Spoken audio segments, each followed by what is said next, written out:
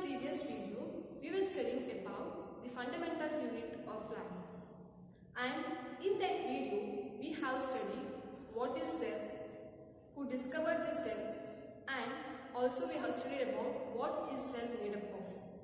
And we also studied in detail about the plasma membrane and also the functions of the plasma membrane.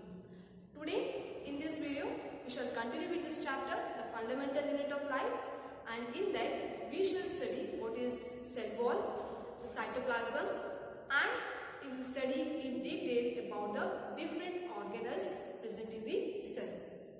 So first we study about the cell wall. The cell wall is an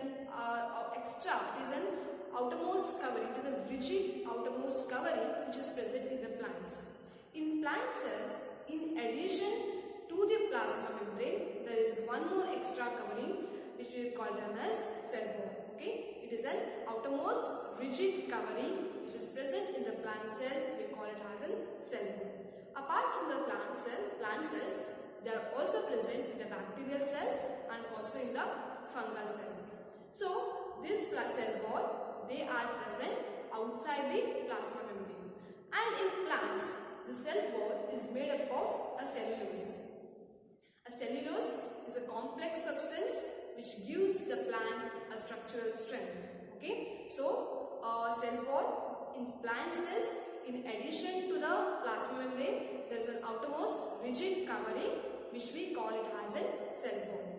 And apart from the plants, they are also present in the bacterial cells and also in the fungal cells. And they are present outside the plasma membrane. And third important point is, in place of plants, they are made up of a cellulose. What is cellulose? It is a complex substance which gives a plant the structural strength. Now what happens when a living plant starts to lose the water? Okay, the protoplasmic content or the protoplasmic content of these cells starts to shrink or they starts to contract, and this process where the protoplasmic content of the cell starts to contract or shrink, we call it as a plasmolysis, and it is mainly because due to the loss of water by the process of osmosis. So what happens? The process of contraction or the shrinkage of the protoplasmic content of the cell due to the loss of water, we call them as a plasmolysis. We call the process as a plasmolysis. So this is about the cell wall. And what is the function of cell wall? The cell wall is going to help the plant cell, the bacterial cell, the fungal cell to withstand the outside environment. Okay? For example, the hypotonic solution. In hypotonic solution, the surrounding environment is dilute. So what happens? The water can easily enter into the plant cell. Okay? Then what happens? The plant cells starts to swell. And when the plant cell starts to swell, this cell is going to exert the pressure on the walls of the cell. Okay? And the cell wall is in turn going to exert the pressure on the cell. So suppose if this is a cell wall and this is a cell, protoplasmic content of the cell, when it starts to swell, it is going to exert the pressure on the walls of the cell. And this cell wall is also again in turn they exert the pressure on the protoplasmic content of the cell, the plasma membrane. So what happens? In this way, the cell wall helps the cell to withstand the outside environment.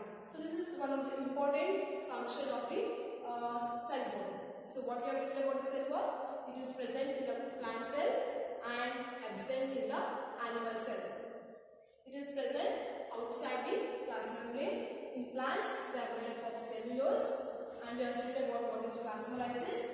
And the cell wall helps the plants, cells, bacterial cells or the fungal cells to withstand the hypotonic solutions. Okay. The next we will study is about the cytoplasm. When we see a temporary mount of onion cells or if you see a chick cells, you can see the lightly stained part in the cells, and that the lightly stained part which is present in the cell, we call it as a cytoplasm. Okay, a cytoplasm is a fluid-like structure which is present between the nucleus and the plasma membrane of the cell, we call it as a cytoplasm. So what is cytoplasm? It is a fluid content which is present between the nucleus of the cell and the plasma membrane of the cell. We call it as a cytoplasm. And the cytoplasm is made up of many different, like it contains water, it contains enzymes, it contains minerals, it contains vitamins, okay, it contains all different kinds of materials. And apart from that, it also contains the organelles. What is organelles? We'll study later. So, what is the cytoplasm? It is a lightly strained fluid-like structures which is present between the nucleus and the cell membrane is called as cytoplasm. It contains many different cell organelles. The organelles, they are the tiny membrane bond structures which is present in the cytoplasm of the cell. So what is organelles? They are the membrane bound tiny structures which are present in the cytoplasm of the cell. So the tiny structures which are present in the cytoplasm of the cell, we call it as organelles. These organelles, they have a specific functions to play, okay? They have a very important functions to play. So the tiny structures, tiny membrane bound structures which is present in the cytoplasm of the cell, we call it as organelles, and they have a specific function to play.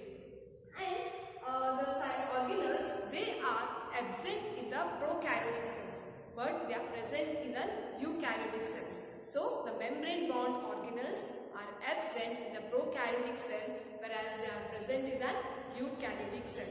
Some of the example of the organelles will be the mitochondria. We can give the endoplasmic reticulum, the nucleus, the plastids. They are all the examples of an organelles. So, what is organelles? They are the membrane bound tiny structures which are present in the cytoplasm of the cell. We call it as organelles. And then we have specific functions to play. And some of the examples of the organelles will be the mitochondria, the endoplasmic reticulum, the lysosomes, the plastids. These are some of the examples of organelles.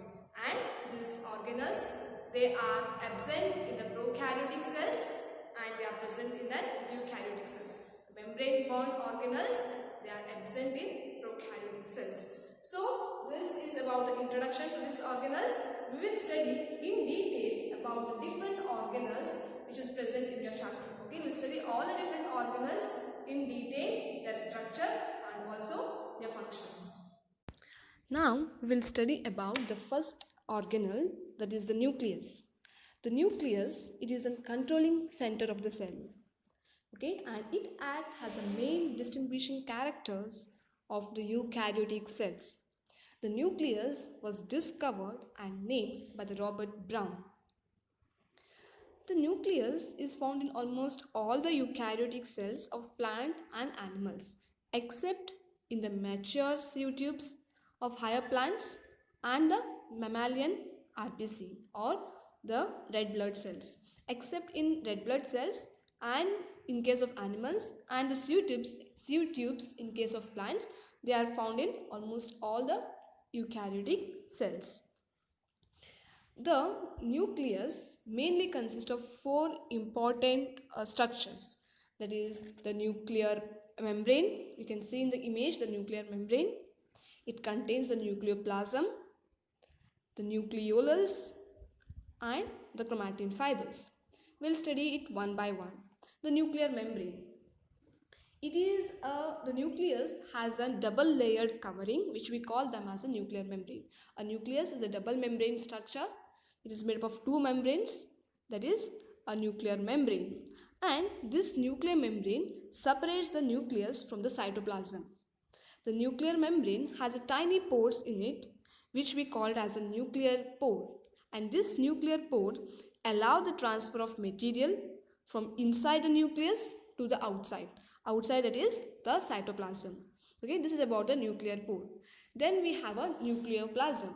The fluid-like structures which is present in the nucleus, we call it as a nucleoplasm. And inside the nucleus, there is a denser dark structures which we call it as a nucleolus. Okay. The next we have, this nucleolus stores all the proteins of the ribosomes. And then we have the important structure that is the chromosomes.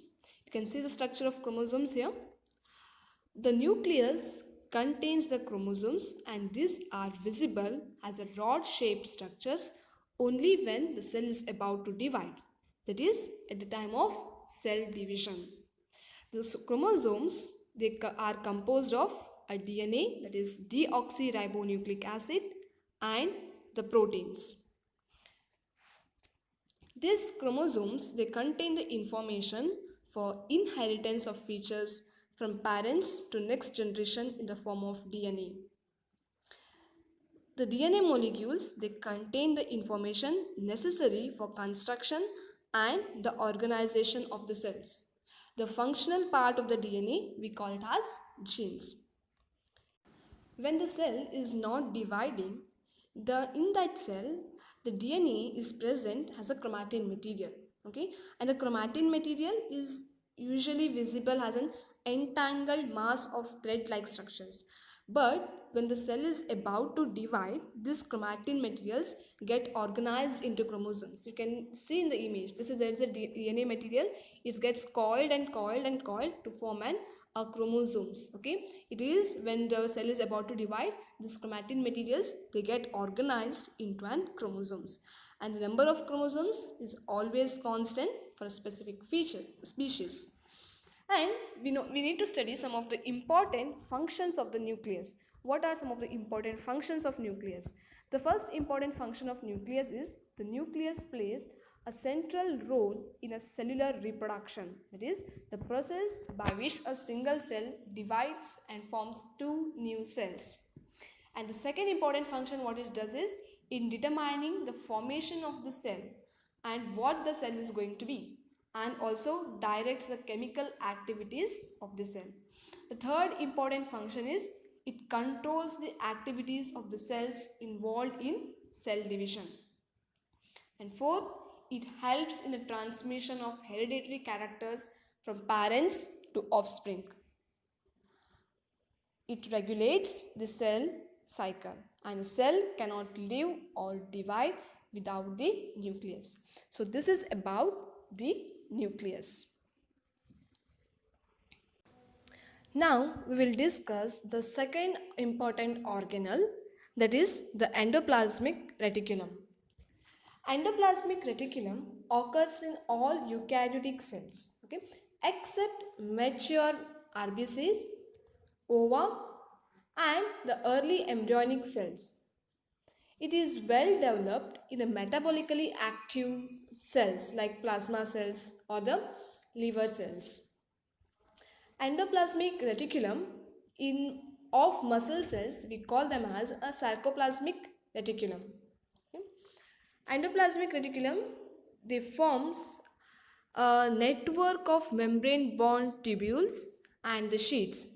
If you look at the endoplasmic reticulum, it looks like a long tubules or round or a oblong bags, or it is a vesicles.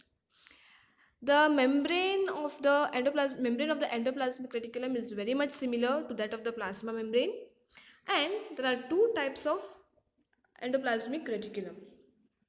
Okay, we have a smooth endoplasmic reticulum and rough endoplasmic reticulum. What is the main difference between the smooth and rough endoplasmic reticulum is this rough endoplasmic reticulum, it is characterized by the presence of ribosomes over the surface of the reticulum, and the ribosomes which are present in all active cells, they are the sites of protein manufacture. Okay, the ribosomes are known as the protein factories, and they are involved in the manufacture of proteins. The manufactured proteins are then sent to various places in the cell depending on the need. Okay, but it is done using the endoplasmic reticulum. So the second type of endoplasmic reticulum we have is a smooth endoplasmic reticulum. This smooth endoplasmic reticulum, they do not have the ribosomes on it. It is generally found in the cells which do not take part in a protein synthesis. Okay, the cells which do not take part in the protein synthesis, in that cells you can find the smooth endoplasmic reticulum. So there are certain functions of endoplasmic reticulum.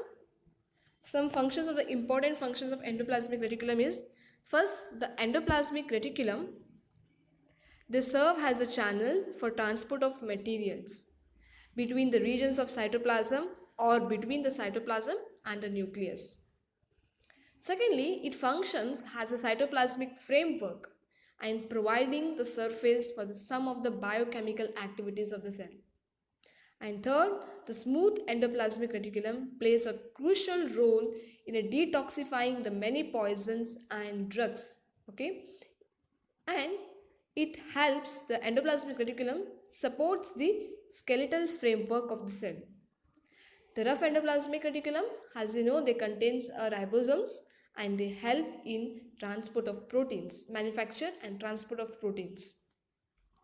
So the smooth endoplasmic reticulum, they play in the manufacture of fat, lipids, or the important cell function. Okay, some of these proteins and lipids which are produced in smooth and rough endoplasmic reticulum are help in building the membrane, and this is known as the membrane biogenesis. So this is about the endoplasmic reticulum, and so this is about today's session. Hope you have understood what I have taught. So thank you.